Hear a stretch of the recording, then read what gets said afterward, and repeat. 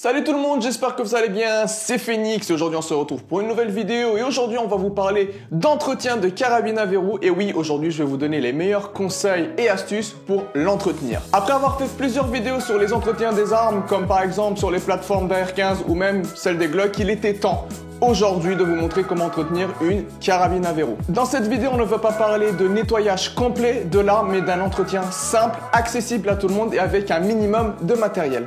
Et hop là! Donc pour cette petite vidéo, je vais utiliser ma Tikka T3X Custom. Donc si vous voulez une petite vidéo de présentation, n'hésitez pas à me le faire savoir en espace commentaire. Bon, trêve de blabla, on va passer à l'entretien de la carabine à verrou et pour ça, il va falloir ces produits suivants pour l'entretien. Une petite microfibre, un board snake ou une tige de nettoyage pour nettoyer le canon, une brosse avec des poils durs comme ici la brosse de chez Otis et de l'huile ou de la graisse spéciale pour armes. Pour commencer, vous allez enlever tout simplement votre culasse de votre carabine. Ensuite, on va passer au nettoyage du canon. Donc vous avez deux solutions qui s'offrent à vous, soit vous passez le petit board snake, soit vous utilisez une tige avec le petit embout en laiton et on vient toujours passer de la chambre à l'extérieur et jamais à l'envers, on va toujours dans le sens du pas de rayure.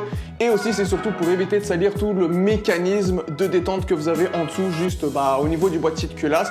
Et attention, n'utilisez aucun produit dans les deux cas pour un nettoyage tout simplement régulier de la carabine. Une fois que le canon il est nickel et il est tout propre, on peut s'attaquer au nettoyage de la culasse. Avec la fameuse brosse de chez Otis, vous pouvez enlever toutes les petites poussières, les imbrûlés ou même les résidus d'huile. Et vous allez frotter vraiment la culasse partout et faites bien attention, nettoyez bien vos tenons, c'est là où ça va plus se salir et surtout au niveau du percuteur comme ceci. Une fois que vous avez nettoyé votre petite culasse, on va venir prendre la microfibre et faire les petites finitions et enlever tout ce qu'il y a comme résidus d'huile ou même les autres qui sont restés pendant le frottement de la brosse. Une fois que votre culasse elle est toute propre, on va pouvoir passer à la partie lubrification. Pour cela, vous allez prendre soit votre petite huile, soit de la graisse spéciale pour armes et on va surtout lubrifier les tenons de votre culasse comme ceci.